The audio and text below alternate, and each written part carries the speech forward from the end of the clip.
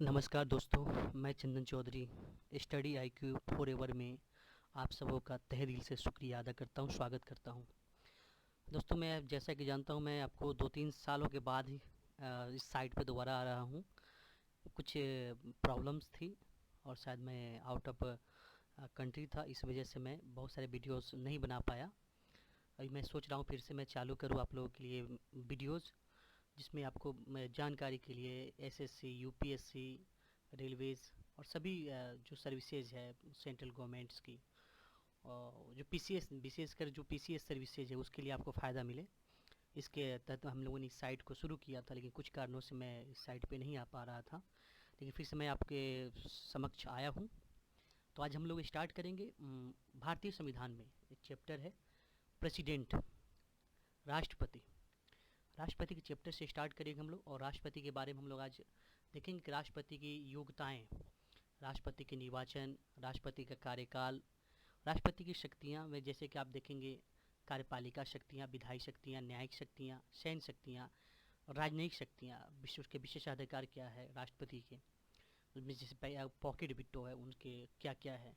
तो इस पर आज हम लोग चर्चा करेंगे, तो इसको हम देखेंगे और इसके बारे में समझेंगे और विस्तार से जानेंगे कि राष्ट्रपति के बारे में, और राष्ट्रपति किस तरह से उनकी नियुक्ति होती है, उन सभी चीज़ों को इस तरह से विस्तार से हम लोग समझेंगे। तो इसके लिए हम लोग सबसे पहले स्टार्ट करते हैं राष्ट्रपति के बारे में। तो सबसे पहले आप लोग एक बात जानना होगा कि किसी भी चीज़ को समझने के लिए उसका बैकग्राउंड जानना बहुत ज़रूरी होता है। इसलिए हम लोग इस तरीके से चैप्टर का एनालिसिस करेंगे जो आप एक अच्छी समझ विकसित करे और उसके बारे में आपको पूरा डिटेल पता चले, जिससे कभी भी किसी एग्जामिनेशंस में आपको क्वेश्चन छूटे नहीं, विशेषकर यूपीएससी और पीसीएस लेवल्स के एग्जामिनेशंस में। तो हम लोग सबसे पहले देखेंगे कि देखिए संविधान के हमारा जो पार्ट है उसमें राष्ट्रपति की जो चर्चा जो आई है, तो हम लोग राष्ट्रपति की क्यों अपनाया है ना, हम लोगों ने अपने जो संसदीय प्रणाली की व्यवस्थाएं थी उसमें राष्ट्रपति की प्रणाली को क्यों अपनाया है ना। तो इसके पीछे सबसे बड़ी थॉट थी कि हम लोगों ने जो गणतंत्रात्मक प्रणाली है उसमें राष्ट्रपति का पोस्ट इसलिए दिया क्योंकि जब भारत आज़ाद हुआ था तो भारत फिर से पुरानी जो राजतंत्र की जो पद्धति थी, राजा महाराजाओं की जो पद्धति थी, उसमें जूझता हुआ नहीं रहना चाहता था, उससे निकलना चाहता था। और जैसा कि जानते हैं कि हम लोगों ने ब्रिटेन से संसदीय प्रणाली को लिया है, तो जब ब्रिटेन में आप देखेंगे कि वहाँ पे क्वींस होते हैं, राजा होते हैं, और जो होते हैं वो वंशानुगत होते हैं, मतलब जन्म से होते हैं और उन्हीं का मतलब अधिकार होता है।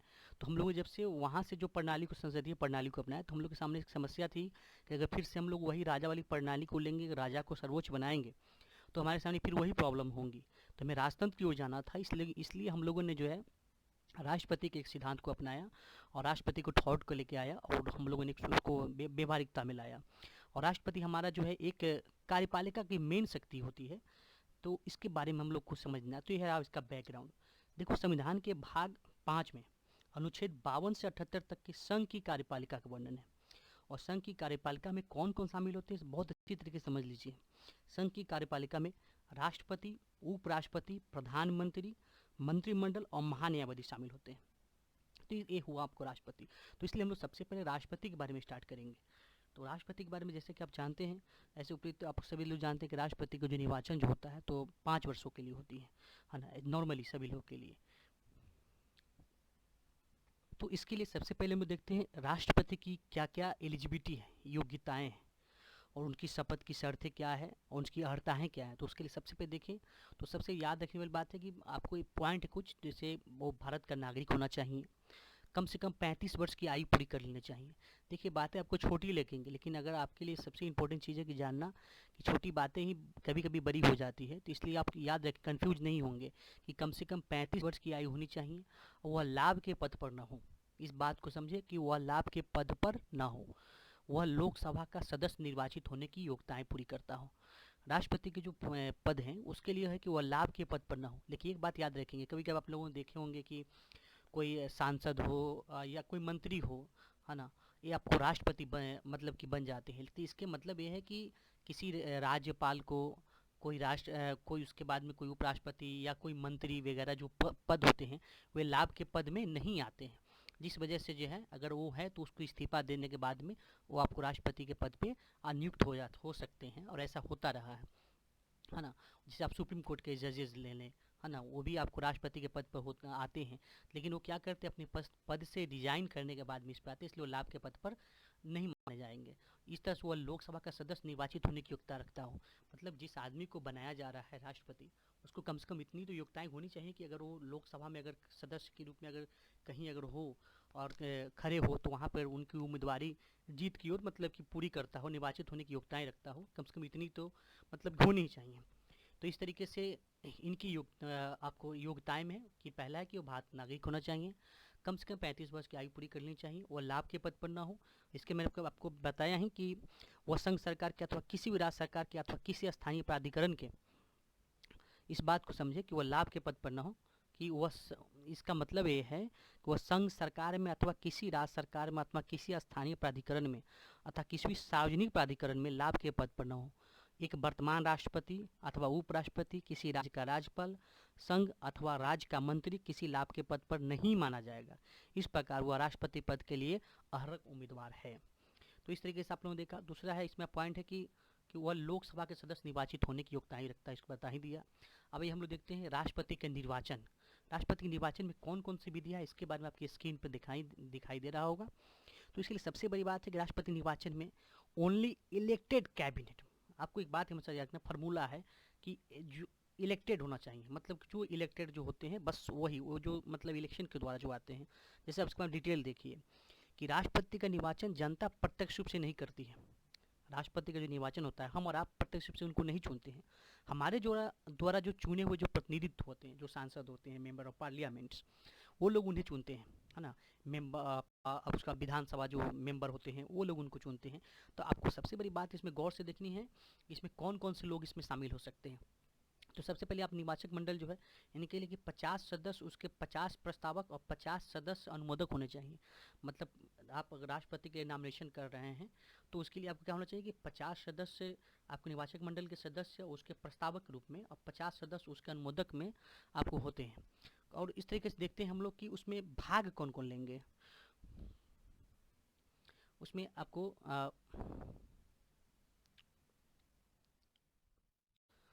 तो उसमें भाग लेने वाले में होंगे संसद के दोनों सदनों के निर्वाचित सदस्य। ध्यान से सुनिएगा, उसमें भाग लेने वाले लोगों में होंगे संसद के निर्वाचित, संसद के दोनों सदनों के निर्वाचित, मतलब राज्यसभा और लोकसभा दोनों सदनों के निर्वाचित सदस्य जो है वो भाग लेंगे। दूसरा पॉइंट है राज्य विधानसभा के निर्वाचित सदस्य।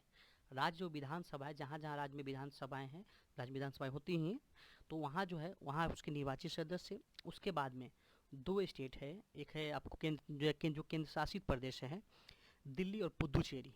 दिल्ली और पुदुचेरी विधानसभाओं के निर्वाचित सदस्य इसमें भाग लेंगे। ठीक है। तो इस तरीके से आपने वो देखा कि इसमें भाग कौन कौन लेते हैं, संसद के दोनों सदनों के निर्वाचित सदस्य, राज्य विधानसभा के निर्वाचित सदस्य और केंद्र शासित प्रदेश दिल्ली और पुदुचेरी विधानसभाओं के निर्वाचित सदस्य।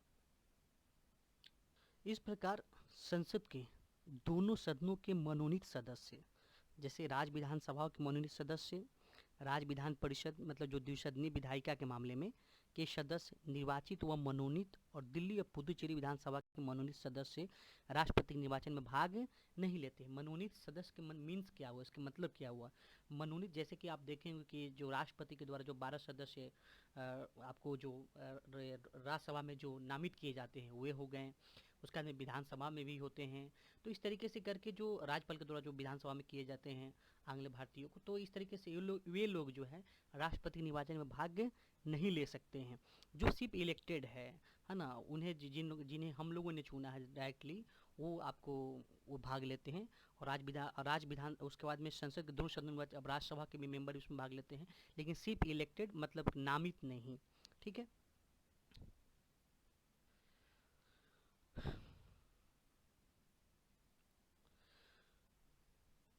निर्वाचन के लिए प्रत्येक योग्य मतदाताओं के मत का मूल्यांकन निकाला जाता है। जो समान निर्वाचन के लिए प्रत्येक योग्य मतदाताओं के मत का मूल्यांकन निकाला जाता है, जो समान नहीं होता। राज्य विधानसभा के प्रत्येक सदस्य का मतों का मूल्य जो है कुल जनसंख्या में राज्य विधानसभा के कुल निर्वाचित सदस्यों की संख्या में भाग दिया जाता है, फिर शेषफल 1000 से भाग उसको दिया जाता है। इस प्रकार से उसको प्राप्त किया जाता है। मतलब संविधान में यह प्रावधान है कि राष्ट्रपति के निर्वाचन में विभिन्न राज्यों के प्रतिनिधियों का, है ना, संविधान में प्रावधान है कि राष्ट्रपति निर्वाचन में विभिन्न राज्यों के प्रतिनिधि राष्ट्रपति के निर्वाचन में विभिन्न राज्यों का प्रतिनिधित्व समान रूप से हो, साथ ही राज्यों के तथा संघ के मध्य भी समानता हो। इसको प्राप्त करने के लिए राज्य विधानसभा के तथा संसद के प्रत्येक सदस्य के मतों की संख्या आपको निकाली जाती है। अब प्रत्येक विधानसभा के निर्वाचित सदस्य के मतों की संख्या उस राज्य की जनसंख्या को उस राज्य की विधानसभा के निर्वाचित सदस्यों तथा 1000 के गुणनफल से प्राप्त संख्या के द्वारा भाग देने से प्राप्त हो जाती है। दूसरा, संसद के प्रत्येक सदन के निर्वाचित सदस्यों के मतों की संख्या सभी राज्यों के विधायिकाओं के मतों की मूल्यों की संसद के कुल सदस्यों की संख्या से भागने से प्राप्त हो जाता है। तो इस तरीके से जो है आप यहाँ पे आप एग्जाम्पल में देख सकते हैं। उदाहरण के लिए को ध्यान देंगे कि राष्ट्रपति का जो चुनाव होता है अनुपातिक प्रतिनिधित्व के अनुसार एकल संक्रमणीय मत और गुप्त मतदान द्वारा होता है। किसी उम्मीदवार को राष्ट्रपति चुनाव में निर्वाचित होने के लिए मतों का एक निश्चित भाग प्राप्त करना होता है ना। मतों का यह निश्चित भाग कुल वैध मतों को निर्वाचित होने वाले कुल उम्मीदवारों पर, यहाँ केवल एक ही उम्मीदवार के राष्ट्रपति को निर्वाचित होता है, की संख्या में एक जोड़कर प्राप्त संख्या द्वारा भाग देने पर भागफल में एक जोड़कर प्राप्त हो जाता है। तो आपको इस बात को याद रखना होगा कि राष्ट्रपति के निर्वाचन का जो होता है उस पद्धति का जो नाम है, उस पद्धति का नाम है अनुपातिक प्रतिनिधित्व के अनुसार एकल संक्रमणीय मत। एग्जाम्स में इसके बारे में पूछे जाते हैं तो इसलिए याद रखेंगे। अब हम लोग देखते हैं राष्ट्रपति का कार्यकाल। राष्ट्रपति का कार्यकाल जो है, राष्ट्रपति का कार्यकाल 5 वर्षों का होता है और एक व्यक्ति जितनी बार चाहे राष्ट्रपति के पद पर निर्वाचित हो सकता है। लेकिन आप अमेरिका में देखेंगे तो अमेरिका में एक व्यक्ति 2 बार से ज़्यादा राष्ट्रपति निर्वाचित नहीं हो सकता है। लेकिन भारत में है कि अनगिनत बार वो जितनी भी बार चाहे राष्ट्रपति बन सकते हैं, उसके लिए कोई सीमा निर्धारित नहीं की गई। इस बात को ध्यान देंगे। लेकिन अगर 5 वर्ष पूर्व अगर वो त्यागपत्र दे देता है ना, तो उसके स्वयं अगर त्यागपत्र दे दे तो उपराष्ट्रपति को दे करके पद से हट सकता है। आप देखते हैं कि राष्ट्रपति जो है अपना त्यागपत्र किसको दे सकता है, तो उपराष्ट्रपति को वो त्यागपत्र दे सकता है। और एक आर्टिकल है 61 के अनुसार राष्ट्रपति को 5 वर्ष से पूर्व महाभियोग लगाकर भी एवं राज्य से आपको उसके दुर्व्यवहार और संविधान का उल्लंघन सिद्ध करके हटाया जा सकता है। महाभियोग संसद के किसी भी सदन में, है ना, एक बात ध्यान रखेंगे कि महाभियोग जो है संसद किसी भी सदन में, महाभियोग संसद किसी भी सदन में राज्यसभा या लोकसभा में प्रारंभ किया जा सकता है। महाभियोग संविधान के उल्लंघन के संबंध में लगाया जाता है। तो इसके लिए 14 दिन पूर्व लिखित सूचना देकर इस आशय का संकल्प पारित किया जाता है। देखिए, राष्ट्रपति तो सबसे बड़ी बात है कि 5 वर्ष के लिए निर्धारित होता है ना। अगर उससे पहले उनकी अगर मृत्यु हो जाती है राष्ट्रपति की, तो राष्ट्रपति की मृत्यु हो जाती है तो आप उसको देखेंगे उपराष्ट्रपति जो है, उपराष्ट्रपति उस पद पर नियुक्त हो जाता है। लेकिन 6 महीने के अंदर में जो है, आप यहाँ पर देख सकते हैं नीचे में 6 महीने के अंदर में 6 माह के भीतर वहाँ पर नया चुनाव, मतलब कि नौ चुनाव हो जाना चाहिए राष्ट्रपति। और जब चुनाव होंगे तो जिस दिन से चुनाव, मतलब कि जब राष्ट्रपति जब निर्वाचित हो जाएंगे तो उस दिन से फिर 5 साल के लिए वो निर्वाचित होता है। मान लीजिए कि अगर कोई राष्ट्रपति अगर बनते हैं, अगर वो 5 साल से पहले ही उनकी डेथ हो जाती है, तो उपराष्ट्रपति तुरंत उस पद को प्रारंभ मतलब कि ले लेंगे। उसके लिए वो फिर उसके 6 महीने के अंदर में इलेक्शंस होंगे और इलेक्शन होने के बाद में जब भी मतलब कि जो नए राष्ट्रपति आएंगे वो पूर्ण रूप से 5 साल के कार्यकाल को पूरा करेंगे।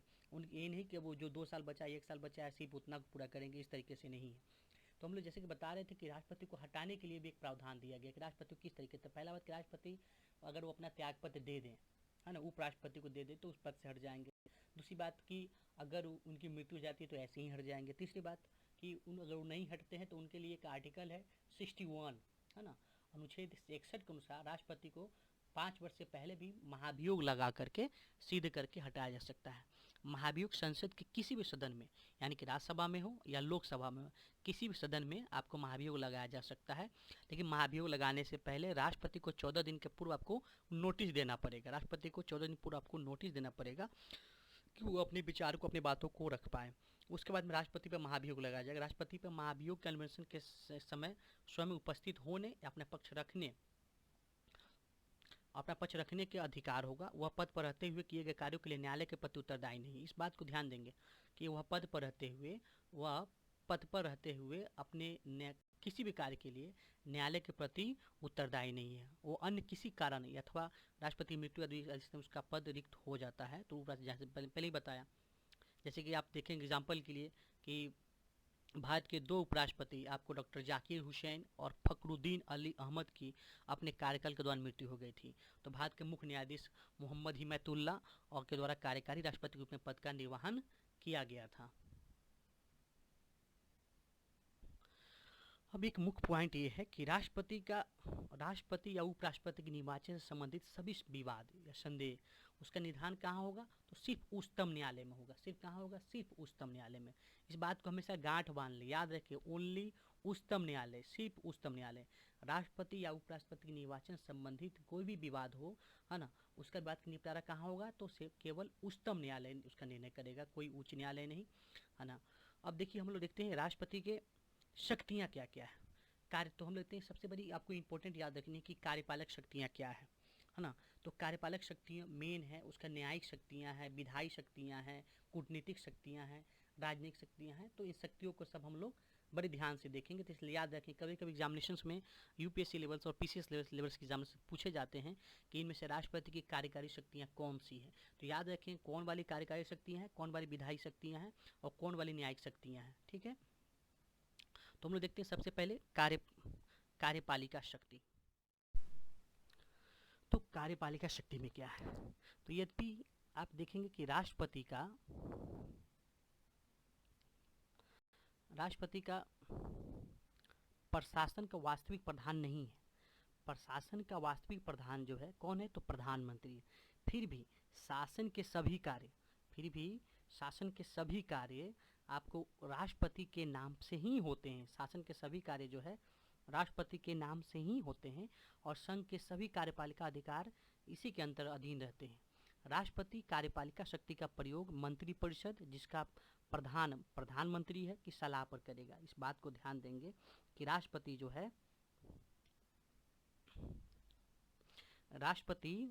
कार्यपालिका शक्तियों का प्रयोग मंत्रिपरिषद, जिसका प्रधानमंत्री है, की सलाह पर करेगा।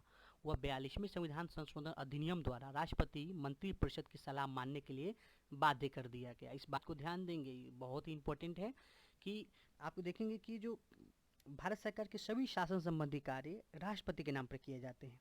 वह नियम बना सकता है ताकि उसके नाम पर दिए जाने वाले आदेश और अन्य अनुदेश वैध हो। वह ऐसे नियम भी बना सकता है जिससे केंद्र सरकार सहज रूप से कर सके तथा मंत्रियों का उक्त कार्य सहजता से वितरित हो सके। वह प्रधानमंत्री तथा अन्य मंत्रियों की नियुक्ति करता है तथा उसकी प्रसाद पर्यंत कार्य भी करता है।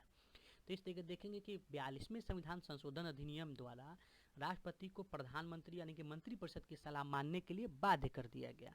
दूसरा हम लोग देखते हैं राष्ट्रपति, इसमें आपको कार्यपालक शक्ति, हम राष्ट्रपति नियुक्ति भी करते हैं। किन किन की नियुक्ति करते हैं याद रखेंगे, बहुत इंपॉर्टेंट है। पहला प्रधानमंत्री, दूसरी बात मंत्रिपरिषद के अन्य मंत्रियों को। प्रधानमंत्री के सलाह पर आपको राष्ट्रपति जो है मंत्रिपरिषद के अन्य मंत्रियों की नियुक्ति करते हैं। तीसरा भारत का महान्यायवादी की भी नियुक्ति राष्ट्रपति करते हैं। उसके अंदर महानियंत्रक लेखा परीक्षक जो होते हैं उनकी नियुक्ति राष्ट्रपति करते हैं। उच्चतम न्यायालय के न्यायाधीश, राज्यों के राज्यपाल, उच्च न्यायालय के न्यायाधीश, संघ लोक सेवा आयोग के अध्यक्ष और सदस्य, वित्त आयोग के अध्यक्ष, मुख्य तथा अन्य आयुक्त। तो आप ध्यान से देख लिए यहाँ पे, तो राष्ट्रपति किन किन की नियुक्ति करता है, एग्जाम की दृष्टि से काफ़ी इंपॉर्टेंट है। तो प्रधानमंत्री की, मंत्रिपरिषद की और मंत्रिपरिषद की नियुक्ति भी करता है। किसके, तो प्रधानमंत्री की सलाह पर, मतलब प्रधानमंत्री जिनको बोलेंगे उन्हीं को मंत्री बनाएंगे। भारत का महान्यायवादी, है ना, नियंत्रक या महालेखा परीक्षक, उच्चतम न्यायालय का न्यायाधीश, राज्यों के राज्यपाल, उच्च न्यायालय के न्यायाधीश, संघ लोक सेवा आयोग के अध्यक्ष, सदस्य, वित्त आयोग के अध्यक्ष, मुख्य तथा आयुक्त, अन्य आयुक्त। अब देखिए राष्ट्रपति को इन्हें अपने पद से हटाने का भी अधिकार है। किन्हें, तो इसको ध्यान दे के देख लें। वो मंत्री के परिषद के मंत्री को हटाने का अधिकार है। राज्य के राज्यपाल होते हैं राष्ट्रपति के प्रसाद पर्यंत होते हैं, तो जब चाहेंगे राष्ट्रपति उनको हटा सकते हैं। उच्चतम न्यायालय की रिपोर्ट पर लोक सेवा आयोग के अध्यक्ष, संघ या राज्य के अध्यक्ष व सदस्य को, संसद की रिपोर्ट पर उच्चतम न्यायालय या उच्च न्यायालय के न्यायाधीश या निर्वाचन आयुक्त को, है ना। तो इस तरीके से आप लोगों ने देखा राष्ट्रपति की कार्यकारी शक्तियाँ। अब हम लोग देखते हैं राष्ट्रपति की विधायी शक्तियाँ। राष्ट्रपति की जो विधायी शक्तियाँ हैं उसके बारे में हम लोग अब देखते हैं। तो लेजिस्लेटिव पावर यानी कि विधायी शक्तियाँ राष्ट्रपति की कौन कौन से, उसके बारे में देख लेते हैं। जैसा कि जानते हैं राष्ट्रपति संसद का एक अभिन्न अंग है। संसद द्वारा पारित कोई भी विधेयक तभी कानून बनता है जब उस पर राष्ट्रपति जो है हस्ताक्षर करते हैं। और राष्ट्रपति संसद के सदस्यों को आहूत करने, है ना, राष्ट्रपति संसद के जो है सदनों को आहूत करने, छात्रावासन करने और लोकसभा का विघटन करने की शक्ति रखता है। मतलब राष्ट्रपति जो है संसद के सदनों का आहूत मतलब बुला सकते हैं, सत्रावसन कर सकते हैं और लोकसभा का विघटन भी कर सकते हैं। लोकसभा का विघटन भी कर सकते हैं, अगर प्रधानमंत्री पहले ही अगर चाहें कि भैया लोकसभा का विघटन हो जाए तो लोकसभा का विघटन भी कर सकते हैं। राष्ट्रपति लोकसभा के प्रत्येक 5 वर्षों में, है ना, एक बात को ध्यान देंगे, यहाँ पर बहुत ही इंपॉर्टेंट पॉइंट है। राष्ट्रपति लोकसभा के प्रत्येक वर्ष के प्रथम सत्र के आरंभ में एक साथ संसद के दोनों सदनों में प्रारंभिक अभिभाषण करता है। राष्ट्रपति को संसद में विधायी विषयों तथा अन्य विषयों के संबंध में संदेश भेजने का अधिकार है। राष्ट्रपति आंग्ल भारतीयों को 2 सदस्यों को लोकसभा में तथा साहित्य, विज्ञान, कला और समाज सेवा से 12 व्यक्तियों को राज्यसभा में मनोनीत कर सकता है। लेकिन एक बात यहाँ पे आप देखेंगे, अभी हाल फिलहाल में एक संशोधन किया गया है जिसमें जो है आंग्ल भारतीय समुदाय के 2 व्यक्तियों को लोकसभा में निर्वाचन का जो व्यवस्था था उसको हटा दिया गया है। अभी जो सिर्फ बचा हुआ है जो है वह साहित्य, कला, विज्ञान तथा समाज सेवा के क्षेत्र के 12 व्यक्तियों को राज्यसभा में मनोनीत करने का जो शक्ति है वो बचा हुआ है। देखिए, राष्ट्रपति वार्षिक वित्तीय विवरण, नियंत्रक महालेखा परीक्षक का प्रतिवेदन, वित्त आयोग की सिफारिशें तथा अन्य आयोग की रिपोर्ट संसद में प्रस्तुत करवाता है। कुछ विषयों संबंधित विधेयक संसद में प्रस्तुत करने से पूर्व राष्ट्रपति की अनुमति आवश्यक होती है। एक बात को ध्यान देंगे कि अगर कोई विधेयक अगर संसद में पेश किया जा रहा है तो कुछ ऐसे विधेयक भी है जो बिना राष्ट्रपति की अनुमति के आप नहीं ला सकते हैं। जैसे कौन कौन से विधेयक है, तो बहुत ही इंपॉर्टेंट है, इस बात को याद रखना, जो आपको राष्ट्रपति के मंजूरी से, मतलब उनकी अनुमति से ही इसको लाया जा सकता है। जैसे उसमें है राज्यों की सीमा में परिवर्तन। अगर किसी स्टेट को आप बना रहे हैं, कोई नया सीमा चेंज कर रहे हैं तो उसके लिए आपको राष्ट्रपति की अनुमति चाहिए। दूसरा, धन विधेयक। अगर आप धन विधेयक ला रहे हैं तो याद रखेंगे धन विधेयक केवल लोकसभा में पहले लाया जाता है। सबसे पहले धन विधेयक केवल लोकसभा में लाया जा सकता है, उसके बाद वो राज्यसभा में जाएगा और बिना राष्ट्रपति की मंजूरी के नहीं लाया जाता। इसीलिए जब धन विधेयक को जब पेश किया जाता है उसमें राष्ट्रपति की मंजूरी होती है और उसके बाद राज्यसभा में भेजी जाती है। राज्यसभा उसको 14 दिनों तक अगर चाहे तो उस पर टाल मटोल कर सकती है। अगर 14 दिन तक इन्होंने अगर विधेयक को पास नहीं किया तो विधेयक उसको पारित ही समझा जाता है और विधेयक फिर उसके बाद में राष्ट्रपति के पास में जाता है और राष्ट्रपति उस विधेयक पर साइन करने के लिए बाध्य है, क्योंकि राष्ट्रपति की अनुमति से इस विधेयक को, धन विधेयक को लाया गया था, इसलिए वो विधेयक पारित हो जाता है। तो धन विधेयक को राष्ट्रपति वापस नहीं कर सकते हैं। तो इस तरीके से आपने देखा। दूसरा है आर्टिकल 31 क 1 में वर्णित विषय आदि से संबंधित विधेयक, वो किसी भी विधेयक को अनुमति दे सकता है, उसे पुनर्विचार के लिए भेज सकता है तथा उस पर अपनी अनुमति रोक सकता है। लेकिन धन विधेयक पर राष्ट्रपति को अनिवार्य रूप से अनुमति देनी होती है तथा उसे पुनर्विचार के लिए वापस नहीं भेज सकता। जैसा कि मैंने आपको पहले ही बताया कि राष्ट्रपति जो है किसी भी विधेयक को जो है पुनर्विचार के लिए आपको संसद के पास वापस भेज सकती है कि आप इस पर फिर से विचार कर लो, देख लो कहीं गड़बड़ सरबर है तो। लेकिन आपको जो धन विधेयक है वो राष्ट्रपति आपको वापस नहीं भेज सकती है पुनर्विचार के लिए, क्योंकि ये विधेयक जो लाया गया था धन विधेयक वो राष्ट्रपति की मंजूरी से ही लाया गया था, उनकी अनुमति से ही लाया गया था। इसीलिए वो स्वाभाविक है कि फिर वापस आप कैसे भेजेंगे। इस प्रकार आपको 44वें संविधान संशोधन अधिनियम द्वारा राष्ट्रपति को मंत्रिपरिषद की सलाह को केवल एक बार पुनर्विचार के लिए प्रेषित करने का अधिकार दिया गया है। यदि मंत्रिपरिषद अपने विचार पर टिकी रहती है तो राष्ट्रपति उसी सलाह को मानने के लिए बाध्य होगा। इस बात को ध्यान देंगे कि केवल 44वें संविधान संशोधन अधिनियम में, 44वें संविधान संशोधन अधिनियम के विधेयक में इस प्रकार का प्रावधान है कि संविधान द्वारा राष्ट्रपति को मंत्रिपरिषद की सलाह को केवल एक बार पुनर्विचार के लिए भेज। जैसे कि मान लीजिए कोई विधेयक अगर लोकसभा में आया, राज्यसभा में आया, उसका पारित होकर राष्ट्रपति के पास चला गया, राष्ट्रपति के पास जाने के बाद राष्ट्रपति उसको केवल एक बार वापस भेज सकती है। दूसरी बार अगर विधेयक फिर से वापस आकर इनके पास साइन करने के लिए आए, पास होकर के पारित होकर इनके पास आए, तो साइन करने के लिए बाध्य है। किसमें बनाया गया था? 44वें संविधान संशोधन अधिनियम में। यदि परिषद अपने विचार पर हाँ, उसका देखेंगे कि संविधान में राष्ट्रपति को किसी भी विधेयक को अनुमति न देने या अनुमति देने अथवा वापस करने की समय सीमा निर्धारित नहीं की गई है। इसका अर्थ है कि वह किसी भी विधेयक पर राष्ट्रपति चाहे तो अपने पूरे कार्यकाल में कोई मंतव्य नहीं दे सकता। यदि वो ऐसा करता है तो उसको वीटो ही माना जाएगा। इस प्रकार के वीटो को पॉकेट वीटो का नाम दिया जाएगा। ज्ञानी जैन सिंह के आपको जो राष्ट्रपति थे उन्होंने एक वीटो एक रख लिया था पॉकेट में और उसके बाद उन्होंने कभी वापस ही नहीं किया। तो संविधान में ऐसा वर्णन है कि राष्ट्रपति को किसी विधेयक को अनुमति न देने या देने की अनुमति देने का कोई समय सीमा निर्धारित नहीं किया, कब वो अनुमति देंगे कब नहीं देंगे, है ना, इसके लिए कोई समय सीमा निर्धारित नहीं दिया गया है। ठीक है, अब आगे हम लिखते हैं।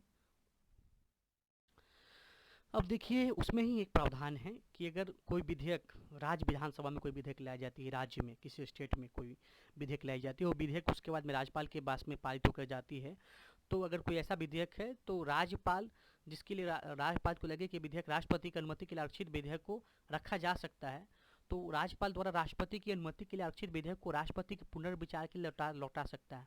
6 माह की अवधि में यदि वो राज्य विधानसभा मंडलों द्वारा पुनर्विचार के पश्चात प्रस्तुत किया जाता है तो भी उसे अनुमति देने के लिए बाध्य नहीं था। राष्ट्रपति इसे अनिश्चित काल के लिए अपने पास भी रख सकता है, लेकिन धन विधेयक को वह तो या तो अनुमति दे सकता है, प्रदान कर सकता है, या इनकार करता है, पुनर्विचार के लिए नहीं भेज सकता। राष्ट्रपति जब संसद का सत्र न चल रहा हो तो किसी विषय पर तुरंत विधान बनाने का, एक बात को ध्यान देंगे कि जब संसद का सत्र न चल रहा हो तो उस विषय पर तुरंत विधान बनाने की आवश्यकता हो तो अध्यादेश द्वारा आपको ला सकता है। जैसे कि अध्यादेश एक बहुत ही इंपॉर्टेंट है ना, चीज़ को समझना है कि अध्यादेश कि वह संसद की बैठक बुला सकता है अथवा कुछ समय के लिए स्थगित कर सकता है, वह लोकसभा विघटित कर सकता है, वह संसद के संयुक्त अधिवेशन का आह्वान कर सकता है। आप जैसे जानते हैं कि अध्यादेश संसद में क्या होता है कि अगर कोई सदन का बैठक नहीं चल रहा हो, है ना, तो कोई तुरंत का कोई ऐसा विधेयक लाना हो, बहुत ज़रूरी हो, तो उसके लिए राष्ट्रपति क्या करता है, अध्यादेश लाता है। और अध्यादेश लाने के बाद में संसद के विधान तरह ही होते हैं, लेकिन अध्यादेश अस्थायी होता है। राष्ट्रपति अध्यादेश अपनी मंत्रिपरिषद की सलाह से जारी करता है। संसद का अधिवेशन होने पर अध्यादेश संसद के समक्ष रखा जाना चाहिए। यदि संसद उस अध्यादेश को अधिवेशन आरंभ होने की तिथि से 6 सप्ताह के अंदर पारित नहीं कर देती है तो वह स्वयं ही निष्प्रभावी हो जाएगा। ठीक है। 44वें संविधान संशोधन अधिनियम द्वारा यह अभिनियमित किया गया कि राष्ट्रपति के अध्यादेश निकालने की परिस्थितियों में असावधानतापूर्ण होने का संदेह होने पर न्यायालय में चुनौती दी जा सकती है। तो सबसे बड़ी बात यह है कि अगर संसद का कोई सत्र नहीं चल रहा हो और कोई ऐसे विषय पे आपको विधेयक लाना जरूरी हो तो उसके लिए आपको राष्ट्रपति जो है मंत्रिपरिषद के सलाह पर जो है आपको अध्यादेश लाती है। अध्यादेश लाकर उस विधेयक को पारित करती है और उसको पारित करने के बाद में 6 सप्ताह के अंदर में उसको पारित अगर नहीं करती है, फिर उसका संसद सत्र जब स्टार्ट होता है तो उसके 6 सप्ताह के अंदर में फिर से उसमें पारित नहीं करवाया जाएगा तो वो निष्प्रभावी हो जाएगा। तो इस तरीके से होती है। उसका 44वें संविधान संशोधन अधिनियम द्वारा अभी निर्धारित कर दिया गया कि राष्ट्रपति का अध्यादेश निकालने की जो परिस्थितियों को असावधानतापूर्ण होने का संदेह होने पर न्यायालय में चुनौती दी जा सकती है। अगर राष्ट्रपति मान लो कोई ऐसा विधेयक अध्यादेश ला रहा है जिसके लाने की ज़रूरत नहीं हो तो उस स्थिति में क्या है, और कोई अगर पार्टी उस पर केस अगर कर दे तो आपको न्यायालय में उसके बारे में चुनौती दी जा सकती है ना। वो न्याय शक्ति से परे नहीं, उस पर काम हो सकता है।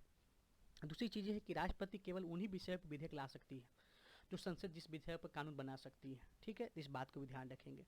अब हम लोग देखते हैं अगला, न्यायिक शक्तियाँ क्या क्या है।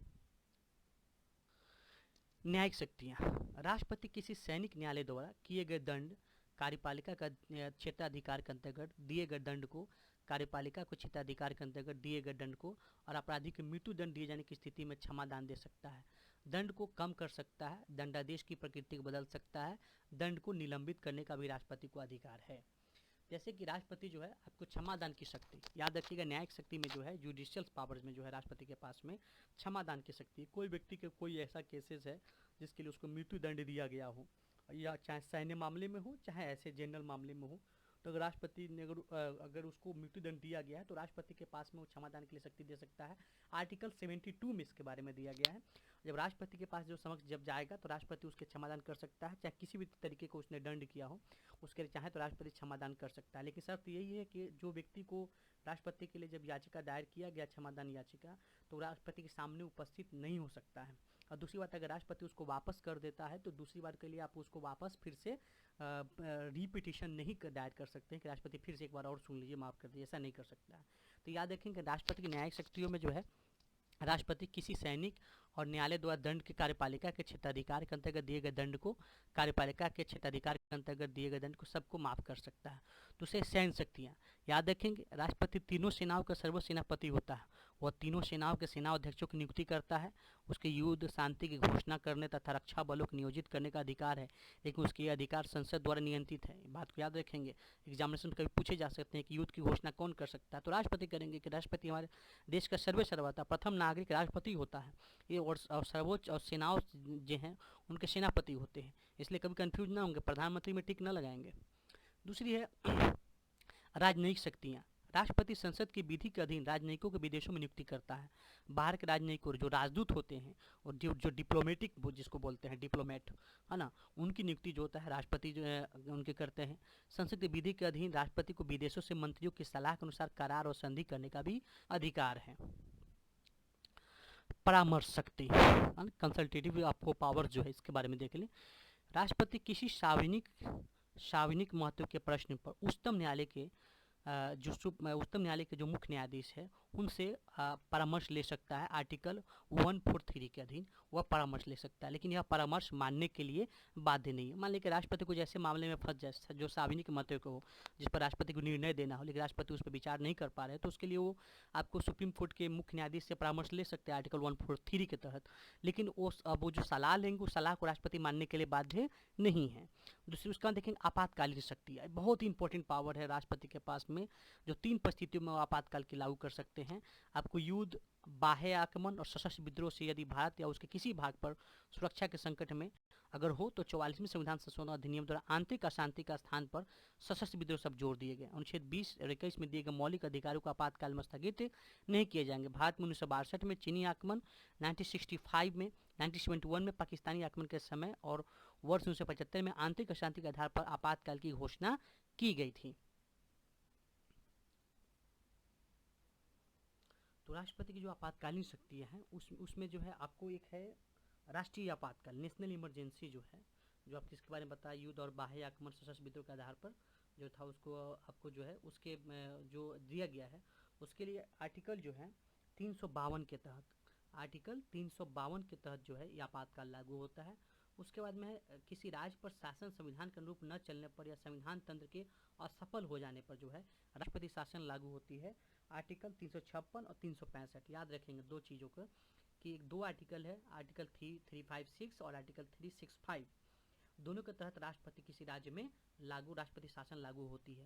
तो इसमें क्या है कि अगर कोई स्टेट, भारत सरकार का कोई ऐसा कानून जो संघ सूची का कानून हो और मतलब कि जो सबको मानने के लिए बाध्य हो, लेकिन कोई स्टेट उस कानून को नहीं मानता है, तो उस आधार पर जो है राष्ट्रपति उस राज्य को जो है संविधान के विपरीत जाने के उपलक्ष्य में जो है उस पर रोक लगा सकता है और उस पर राष्ट्रपति शासन लागू कर सकता है आर्टिकल 365 के तहत। दूसरा है अगर किसी राज्य में कोई अगर विधानसभा इलेक्शंस होते हैं या कोई सरकार नहीं बना पाते हैं या कोई प्रॉब्लम होती है या जो शासन चल रही है वो शासन नहीं चला पा रहे हैं, तो उस स्थिति में भी जो है राष्ट्रपति शासन लागू होता है आर्टिकल 356 के तहत। और इसके तहत जो है कि राष्ट्रपति के जो भी अगर राष्ट्रपति शासन लागू होता है तो इसको न्यायालय में चुनौती दी जा सकती है। मान लीजिए राष्ट्रपति ने गलत तरीके से उस स्टेट में राष्ट्रपति शासन लागू किया है, तो उसके न्यायालय में उसको चुनौती दी जा सकती है और न्यायालय के बाद में न्यायालय ने उसको निष्पक्ष साबित कर दिया, निर्दोष साबित कर दिया, तो फिर से वो सरकार बहाल हो जाएगी। तीसरा है कि जब भारत या उसके किसी भाग में वित्तीय स्थायित्व संकट में हो, अनुच्छेद 360 के 1 तथा 3 में परिस्थिति में मंत्रिमंडल की सिफारिश पर और परिस्थिति 2 में राज्यपाल के प्रतिवेदन पर आपातकाल की घोषणा की जा सकती है। उसको वित्तीय आपातकाल बोलते हैं। ठीक है,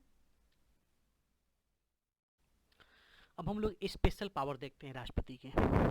संविधान के रूप में राष्ट्रपति को सभी महत्वपूर्ण मुद्दों और मंत्रिपरिषद की कार्रवाई के बारे में सूचना प्राप्त करने का अधिकार है। बात को ध्यान देंगे कि संवैधानिक रूप से अगर राष्ट्रपति को जो है सभी महत्वपूर्ण मुद्दों और, क्योंकि भाई हमारा हेड है, हमारा सर्वोच्च आपको शासन अध्यक्ष है, तो उसको सब बात को जानकारी होनी आवश्यक है, तो इसीलिए वो संवैधानिक रूप से राष्ट्रपति को सभी महत्वपूर्ण मुद्दों और मंत्रिपरिषद की कार्रवाई के बारे में सूचना प्राप्त करने का अधिकार है।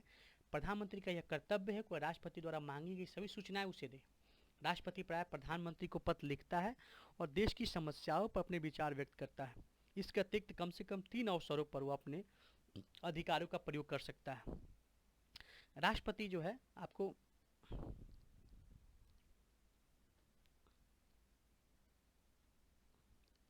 राष्ट्रपति मंत्रिपरिषद की सलाह को लौटा सकता है।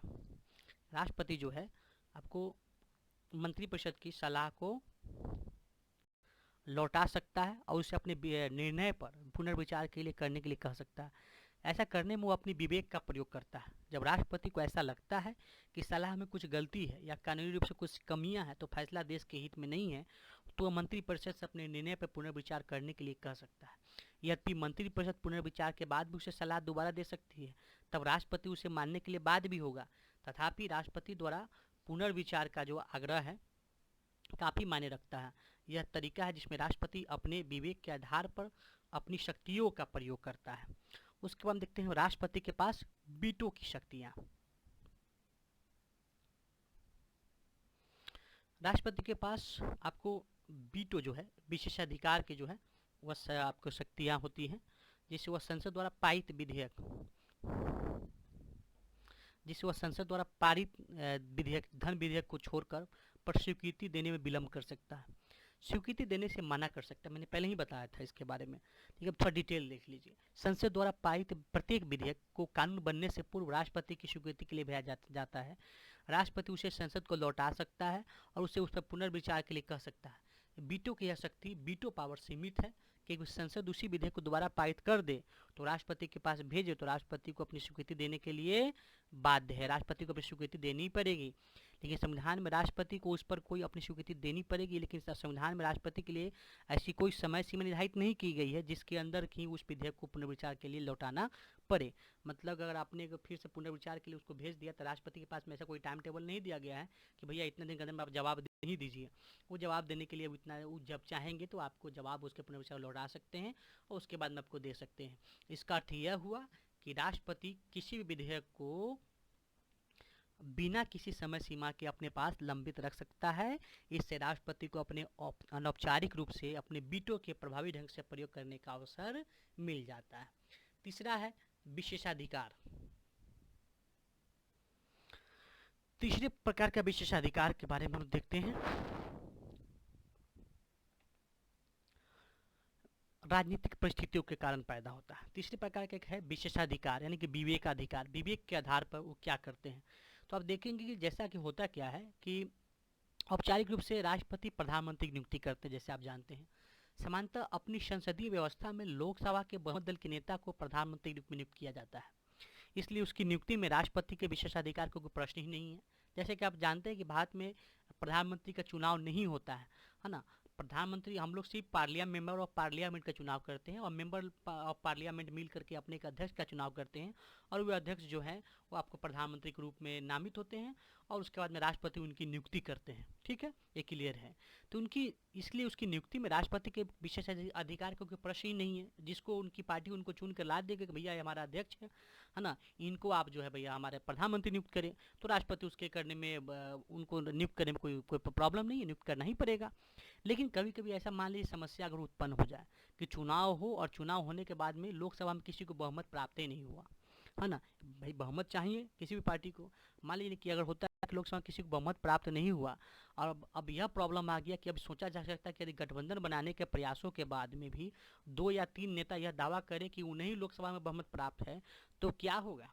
तब राष्ट्रपति को यह निर्णय करना है कि उसको प्रधानमंत्री किसको नियुक्त करें। इस परिस्थिति में राष्ट्रपति को अपने विशेषाधिकार या विवेकाधिकार का प्रयोग कर यह निर्णय लेना होता है कि वो किसे बहुमत का समर्थन प्राप्त है या कौन सरकार बना सकता है और कौन सरकार चला सकता है। इस आधार पर जो है आपको वो ऐसा करते हैं और उनकी नियुक्ति करते हैं। जैसे कि आप कहाँ यहाँ पर देख सकते हैं कि वर्ष 1989 के बाद से राजनीतिक परिवर्तनों के कारण राष्ट्रपति का पद महत्वपूर्ण बढ़ गया है। आर्टिकल उसके 1989 में और 1998 तक 4 संसदीय चुनाव में किसी भी एक दल या दलीय गठबंधन को लोकसभा में बहुमत स्पष्ट प्राप्त नहीं हो सका था। इन परिस्थितियों और की मांग थी कि राष्ट्रपति हस्तक्षेप करके या तो सरकार का गठन कराए या फिर प्रधानमंत्री द्वारा लोकसभा में बहुमत सिद्ध करके पाने के बाद उनकी सलाह पर लोकसभा भंग कर दें। इन परिस्थितियों की मांग थी कि राष्ट्रपति के हस्तक्षेप करे या तो सरकार का गठन कराए फिर प्रधानमंत्री द्वारा लोकसभा बहुमत सिद्ध कर पाने के बाद उसकी सलाह पर लोकसभा भंग कर दे। अतः यह कहा जा सकता है कि राष्ट्रपति का विशेषाधिकार राजनीतिक परिस्थितियों पर आधारित होता है। जब सरकार अस्थायी न हो और गठबंधन सरकार सत्ता में हो तब राष्ट्रपति के हस्तक्षेप से संभावनाएं बढ़ जाती हैं। राष्ट्रपति का पद जो है मुख्यतः औपचारिक शक्ति वाला पद है, जैसे कि पहले ही आपको साबित हो चुका है। ऐसे में पूछा जा सकता है कि हमें राष्ट्रपति की आवश्यकता क्या, जब भैया राष्ट्रपति का कोई काम ही नहीं है, उतना वैल्यू ही नहीं है, तो इसका आवश्यकता क्या है ना, कि हम लोगों ने सिर्फ औपचारिक बस रखा है। तो नहीं, तो आप इस बात को समझिए, संसदीय व्यवस्था में मंत्रिपरिषद में विधायिका में बहुमत, संसदीय व्यवस्था में क्या होता है, विधायिका में बहुमत के समर्थन पर निर्भर करती है। इसका अर्थ यह है कि मंत्रिपरिषद को कभी भी हटाया जा सकता है और तब उसकी जगह एक नई मंत्रिपरिषद की नियुक्ति करनी पड़ेगी। ऐसी स्थिति में ऐसे राष्ट्र प्रमुख की जरूरत पड़ती है जिसका कार्य अस्थायी हो, जिसके पास प्रधानमंत्री की नियुक्ति करने का पावर हो। मान लीजिए हम लोग शासनकाल के जो बचने का जो विधि है, जैसे कि मान लीजिए अगर किसी भी देश में कोई एक तो मुखिया चाहिए ना, जब मान लीजिए कोई अगर लोकसभा चुनाव हो, किसी को अभी स्पष्ट बहुमत नहीं मिला हो या अभी सरकार बनने में देरी है, तो भैया शासन चला कौन रहा है, वो राष्ट्रपति चला रहे हैं। राष्ट्रपति की ज़रूरत है कि उस समय जो बहुत सारे निर्णय जो लिए जाएंगे, किसके द्वारा लिए जाएंगे, राष्ट्रपति के द्वारा लिए जाएंगे। तो हम लोग शासनकाल के अवधि से बचने के लिए हम लोग जो है राष्ट्रपति के पद को अपनाया है।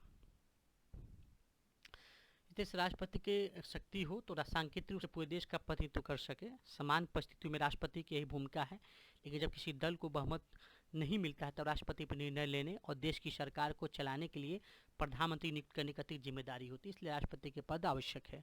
और पॉकेट बिटों का यहाँ पर मैंने एग्जाम्पल दे दिया है, आप यहाँ पर देख लेंगे। पॉकेट बिटों के बारे में जो मैंने आपको कुछ देर पहले बताया था, ज्ञानी जैल सिंह के बारे में, उनके मामले में उसके समय में क्या हुआ, तो इसके बारे में यहाँ पर डिटेल दिया। हम लोगों ने यहाँ जो सोर्स लिया है NCERT, NIS और इग्नू और लक्ष्मीकांत से बुक से लिया है, जिसके बारे में हम लोगों ने चर्चा यहाँ पे किया। तो मुझे उम्मीद है कि मैं काफ़ी दिनों के बाद आया हूँ आपके इस साइट पे फिर से, तो आपको वीडियो पसंद आएगी और आप इस चैनल को फिर से लाइक, सब्सक्राइब और जितना हो सके शेयर करें, और जो कुछ कमियां हैं तो कमेंट बॉक्स में लिख कर बता सकें, और फिर उस कमियों को पूरा करेंगे हम लोग। इस तरीके से फिर नए तरीके से हम लोग वीडियो डालेंगे और वीडियो बनाएंगे जो आपके जानकारी के लिए बहुत ही अच्छा होगा और आपके एग्ज़ाम के लिए काफ़ी बेहतरीन होगा। तो आपके एग्ज़ाम के लिए हमारी तरफ से काफ़ी शुभकामनाएं, है ना।